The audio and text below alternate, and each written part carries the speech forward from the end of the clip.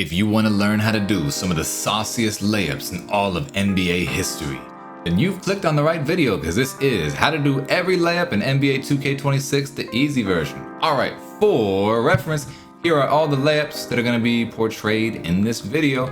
These are all the layups I use currently, and these are switching actively. I'm testing layups as we speak. It's only day 2 of me having the game. Alright, so if we come on over to the my court, you see I got the hand cam set up. Let's get to it. Basically going to be 4 categories of layups. There's going to be fast, there's going to be slow, then there's going to be creates the contact, then there's going to be evades the contact. Those are the 4 categories. Let me explain what I mean. Normal layup doesn't really count as any of those. It's just an average layup. Depending on what layup package you have, holding up on the right stick while letting go of the turbo button, you're just walking up or running up the court, you're not sprinting. That's just a normal layup. It's kind of in between all the categories. It's the most basic out of all the layups. Now, the first one to get into the quick and evasive category is gonna be the scoop layup.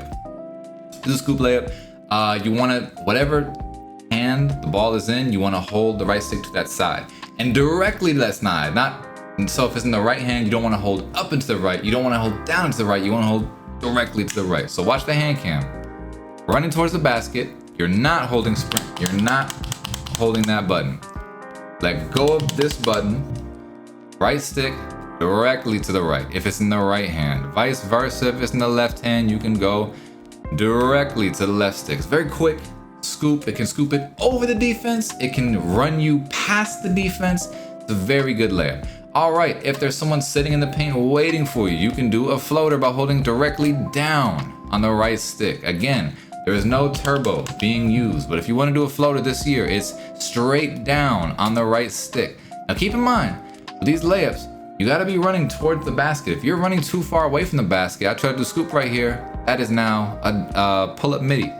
I try to do a floater on this one, right? I'm going to hold down, but going too far from the basket, angled too far away, it's now a pull-up midi. Keep that in mind. You want to put your left stick towards the basket. No matter where you are, you want to angle it towards the basket.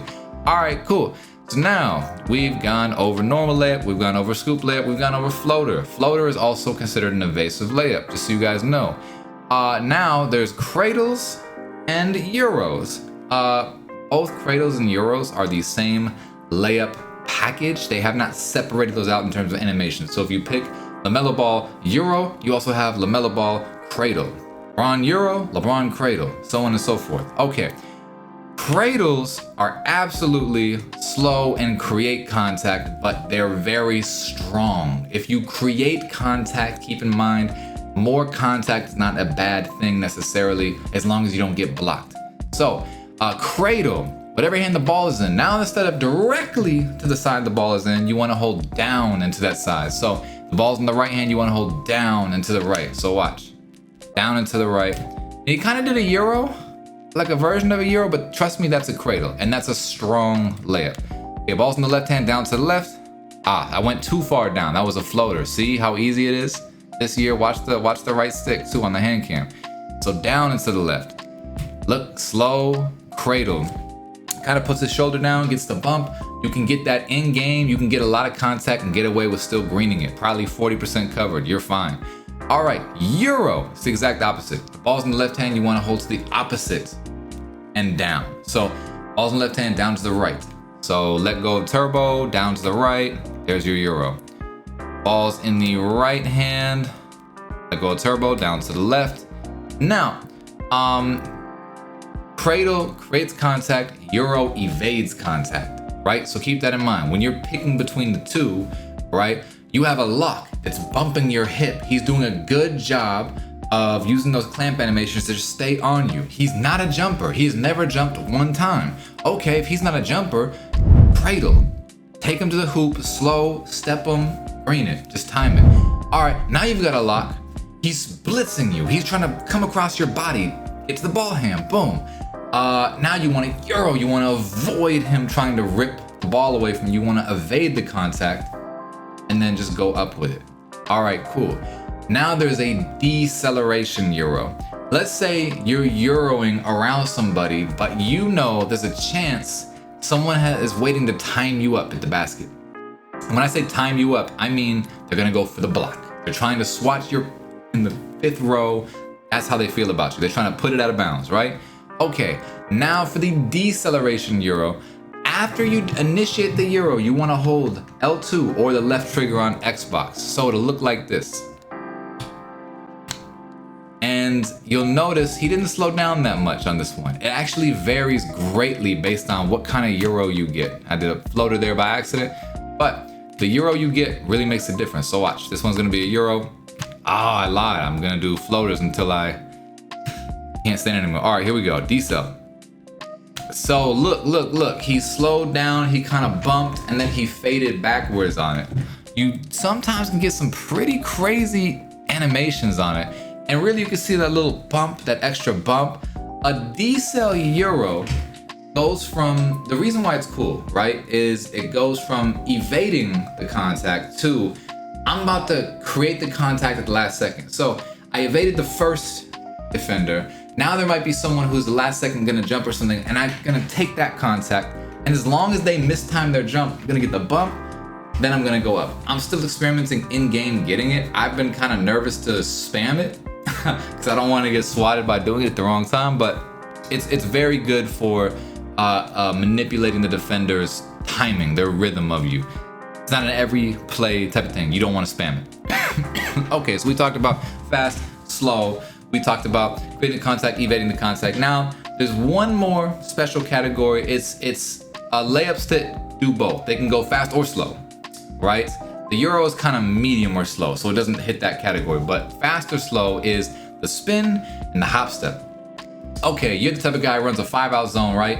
You want to split the gap where they're pinching, right? And if you don't know what I'm talking about, just imagine 2 defenders coming at an angle. You're here, these defenders are coming like this to get you, and you want to go right through the middle. These are the layups that are going to get you through that hole, right? So if you hold sprint and down is the right or down to the left, that's going to be a hop step. Whichever side you hold it to is the side he hops to. And usually he'll dunk out of it too. And you see I held straight down right there. At least the game interpreted me holding it straight down. I got to hold it more to the side. So boom, hop, might dunk out of it. With hops and spins, usually you can pump fake out of them. I've noticed sometimes this year you actually can't pump fake out of your hop steps. It's weird.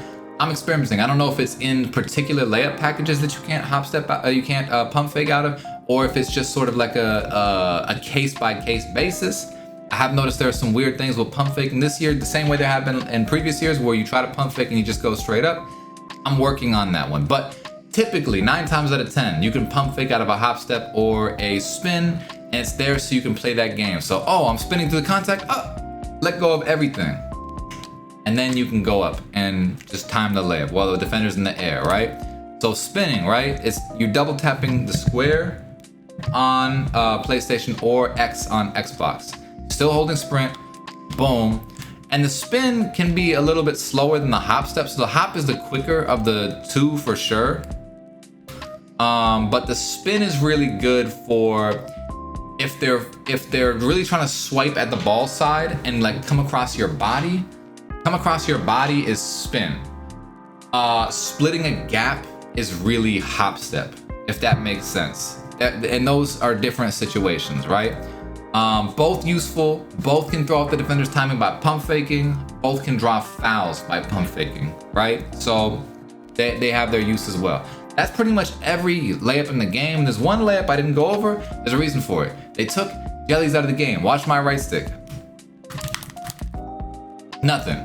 No jelly. Watch. I'll do it with square too, just to show you. Hold square, tap it, nothing. Regular layups now. Jellies are out of the game. Oh, and of course reverse layups, but they're good. They're useful. I watched somebody hit a 44% green reverse layup, but I don't know. You reverse layups the last couple years, and this is no different.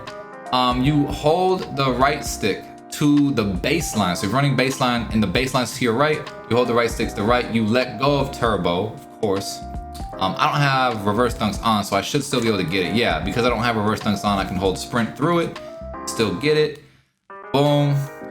It can be kind of cool sometimes. You can get some pretty cool animations, but in no way, shape, or form is it a strong move, in my opinion, for the most part. It's just like if you have someone that's gonna fall off anyways, try to chase you down, it can be a good extra like couple feet away from the basket shot if they're gonna give up on the shot. But you can also get absolutely chased down and swatted to the 5th row. So pick your poison, right? That's how to do it. You now know all the layups. Leave a comment down below. If you didn't understand something and you want me to clarify, I'll try to do that in the comments. Let me know what you want to see in future videos. I'm uploading daily. And hey, I just appreciate y'all for watching the video. Really. Thank y'all. Appreciate y'all. Have a wonderful rest of your day. I'm out of here.